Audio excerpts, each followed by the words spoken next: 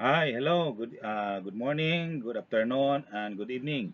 O anumang oras yung napanood ang video ito. Welcome sa ating channel, Matuto Dapat, sapagkat ang kalaman ay isang mahalagang kayamanan. Kaya ito'y dapat ingatan, pagyamanin, at palaguin natin.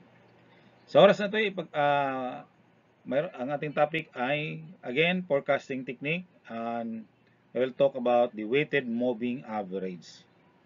Sa isang video natin is the simple moving average, so dito naman ay mayroong weight na. Okay? So the weighted moving average WMA forecasting is a time series forecasting technique in which the most current data is weighted more heavily than the latter data. Weights indicate that relative relevance of each data item in the average calculation. WMA is ideal for short-term forecasting of mature items. It responds faster to sales changes than a simple moving average and can assist uncover trends and patterns that a simple moving average may miss. WMA might cause forecast bias and systematic mistakes if the product sales history exhibits strong trend or seasonal patterns. So ito po yung ating formula ng forecasting under this WMA. So mayroon pong siyang weight, no? So again, ang F sub t ay forecast for the time period, and S sub t minus I is the actual sales, the actual values for period t minus I. W sub t minus I is the weight given to t minus I periods in the averaging process, and N is the number of time periods used in the averaging process. So ang formula natin, H sub t is equal to the summation of W sub t minus I times S times t minus I, where I is equal to 1 plus up to N. So again, we have our example here. An AVX company wants to know in advance the possible sales of appliances in Manila City. The industrial engineer conducted a WMA forecasting techniques with the following weights. Letter A, 10%, 30%, 60%. Letter B, 15%, 30%, and 55%. The previous 11 months data is shown in Table 1. So again, that is our data. Sales in pesos, in 1,000 pesos, sorry.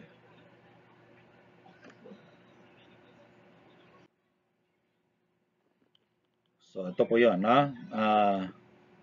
Ang gagawin po natin, since tatlo yung weights natin, 10%, 30%, 60%, pasunod po yan, no? Ang 10% yun po yung pinaka-late na, tapos papuntang recent, okay?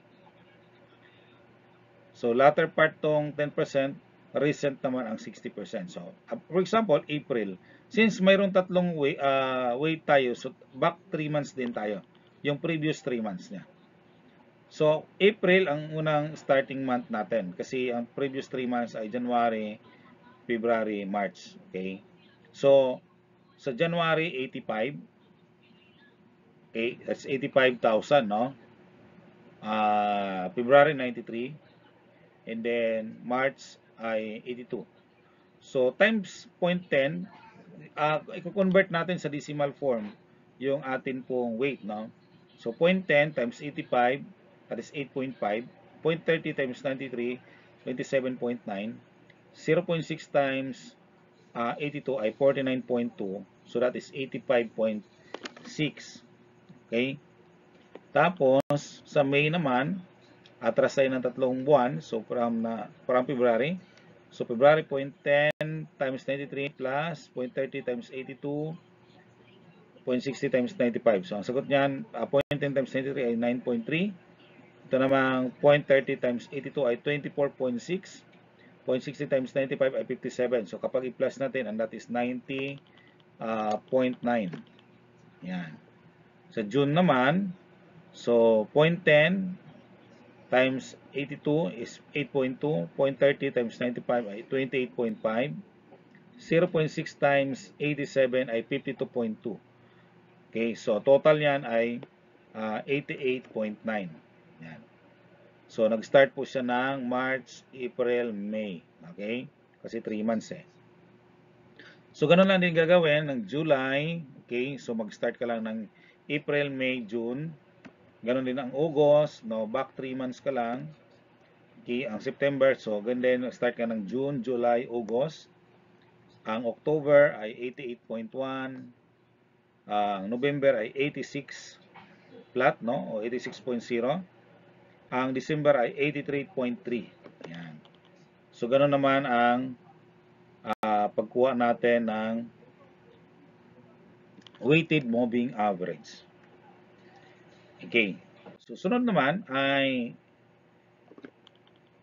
15%, 30%, okay? At saka 55%, no? So the same process, so kailangan papalitan natin ng 0.15 na yung ating weight, no? 0.15 times 85, 12.75. 0.30 times 93 ay 27.9. 0.55 times 82 ay 85.75. So, yun po yung sa April. Sa May naman natin, so 0.15 times 93 ay 13.95. 0.30 times 82 ay 24.6.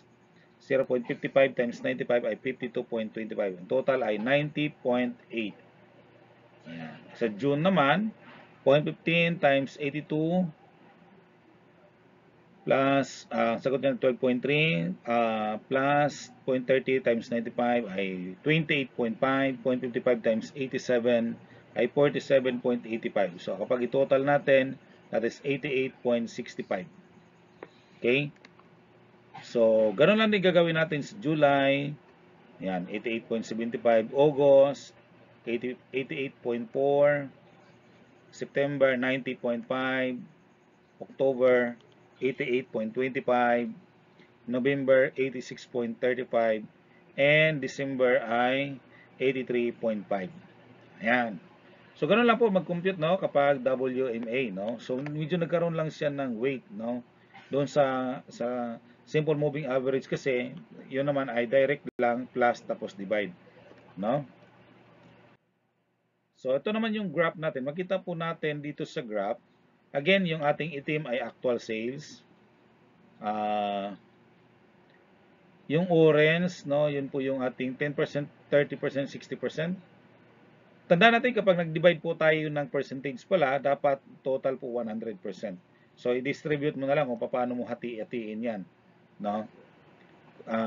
Yan. So, makita po natin yung blue naman ay 15%, 30%, 55%. So, halos parehas lang yung ating forecast, okay?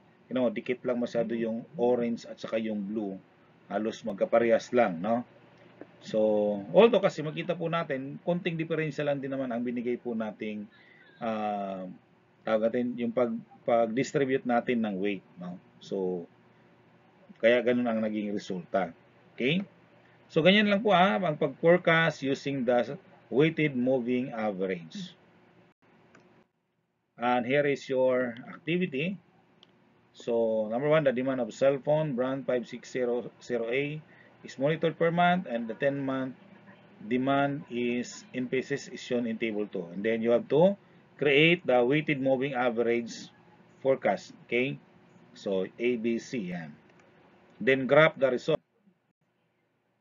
So, activity number 2, the sales of brand AB milk powder is recorded every month as shown in table 3.